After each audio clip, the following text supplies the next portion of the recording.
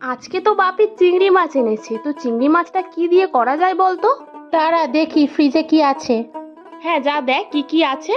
লাউ আছে রে, চল লাউ চিংড়ি বানাই। হ্যাঁ, তার জন্য তো লাউটা কেটে ফেললি, এবার কি করবি? এবারে আদা ধনে আর জিরে মিহি করে পেস্ট করে নিচ্ছি। হ্যাঁ, তুই ওদিকে পেস্ট কর, আমি এদিকে কেটে রাখা আলুটা ভালো করে ভেজে নিচ্ছি। এই যে আলু ভাজা হয়ে গেছে, এবার চিংড়িটা হালকা করে ভেজে নিতে হবে। হ্যাঁ, চিংড়িটা ভাজা হয়ে গেছে, এবারে চিংড়িটা তুলে ফেল। আর আমি এদিকে ওই তেলেই শুকনো লঙ্কা গোটা জিরে আর গোটা গরম মশলা ফোড়ন দিচ্ছি। এই তো ফোড়নে গন্ধ বেরিয়ে গেছে, এবার বেটে রাখা মশলাটা দিয়ে দে তো।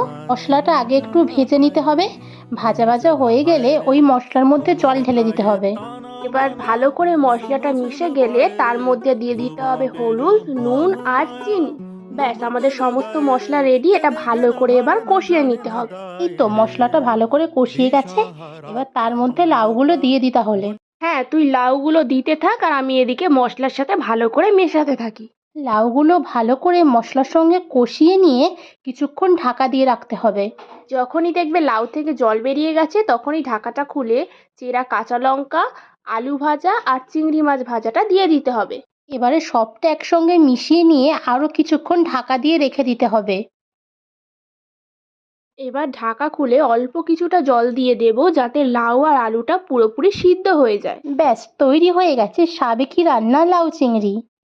তোমরা একবার এই রেসিপি ফলো করে বাড়িতে অবশ্যই বানিও, আর কমেন্ট করে আমাদের জানিও যে কেমন লাগলো।